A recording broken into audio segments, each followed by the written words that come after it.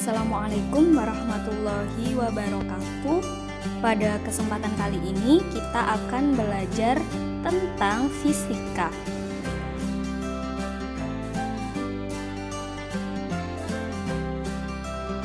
Nah, materi yang pertama atau bab yang pertama akan membahas objek IPA dan pengamatannya.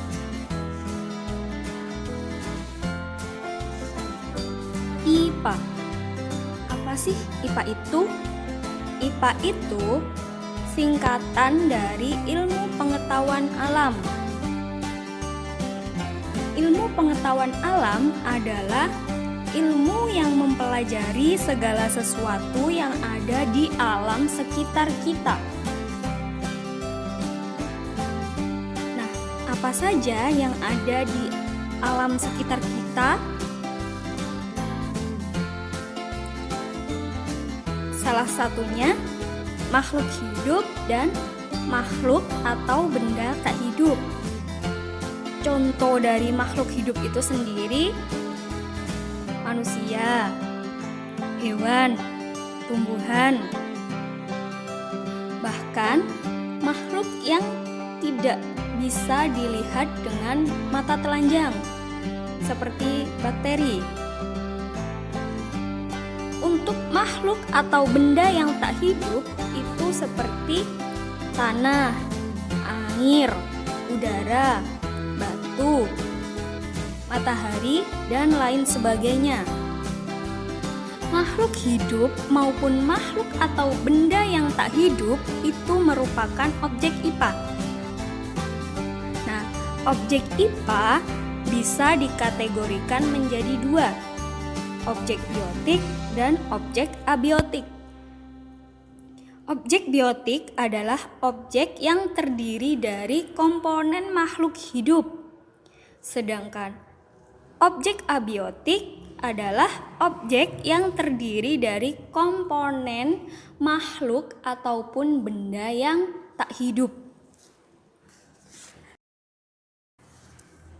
Bagaimana sih cara mengamati objek tersebut? Nah, 3 langkah penting untuk mengamati objek IPA. Yang pertama, melakukan pengamatan atau pengamatan. Yang kedua, inferensi. Yang ketiga, komunikasi. Masuk yang pertama, pengamatan. Apa itu pengamatan? Pengamatan adalah proses untuk mengenal suatu objek dan peristiwa melalui panca indera ataupun alat peraga. Contoh, ketika kita mengamati seekor kucing, ketika kita melihat seekor kucing atau ketika kita melakukan pengamatan kepada seekor kucing,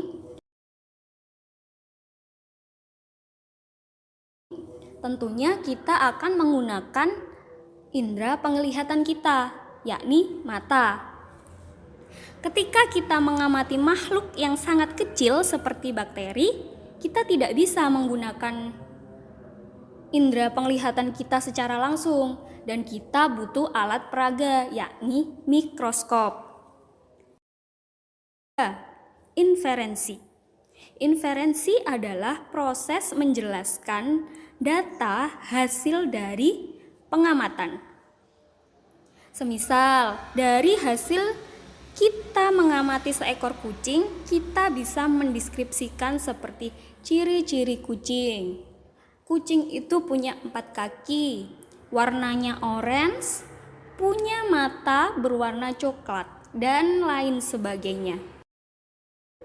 Yang ketiga, komunikasi. Komunikasi digunakan untuk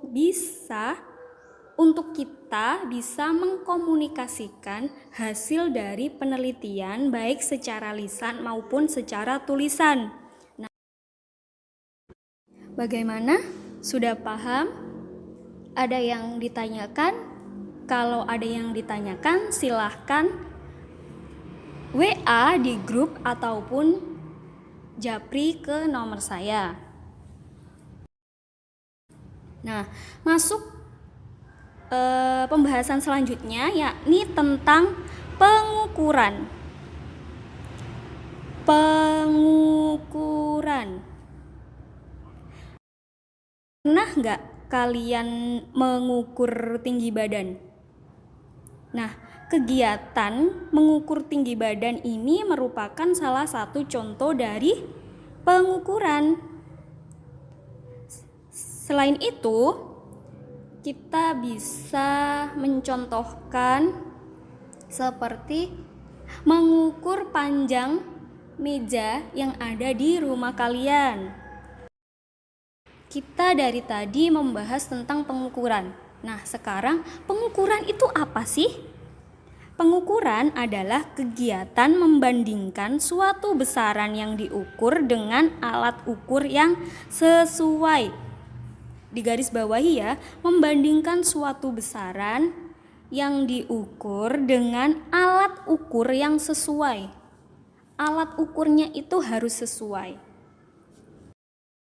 Semisal kalian akan melakukan pengukuran pada sebuah pensil yang diukur dengan penggaris, maka kalian akan membandingkan panjang dari pensil dengan panjang dari penggaris. Penggaris sendiri merupakan alat ukur panjang yang sudah ditetapkan sebagai satuan. Nah, dalam pengukuran nanti kita akan mengenal istilah besaran dan satuan. Sebelum masuk itu, saya akan memberikan contoh. Satu contoh nih. Panjang pensil sama dengan 10 cm. Tahu tidak kalian mana yang disebut besaran dan mana yang disebut satuan? Panjang pensil sama dengan 10 cm. Panjang, kata panjang itu merupakan besaran, sedangkan 10 cm, 10 cm. cm itu sendiri merupakan satuan. Dari contoh tersebut kita bisa mengerti bahwa besaran adalah segala sesuatu yang dapat diukur dengan angka. Misal panjang, massa, waktu, dan lain sebagainya. Sedangkan satuan adalah segala sesuatu yang digunakan untuk menyatakan hasil dari pengukuran. Semisal panjang itu gandengannya cm. Lanjut ya. Jenis-jenis besaran. 1. Besaran pokok. Besaran pokok adalah besaran yang satuannya sudah ditetapkan terlebih dahulu atau tidak diturunkan dari besaran-besaran lain. Yang kedua, besaran turunan.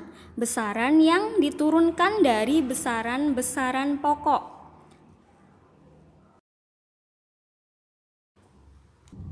Untuk pembahasan tentang pengukuran sampai di sini dulu. Mungkin ada yang ditanyakan, sama seperti materi yang tadi, bisa dijapri ke nomor saya ataupun ditanyakan langsung ke grup. Sekian dari saya. Wassalamualaikum warahmatullahi wabarakatuh.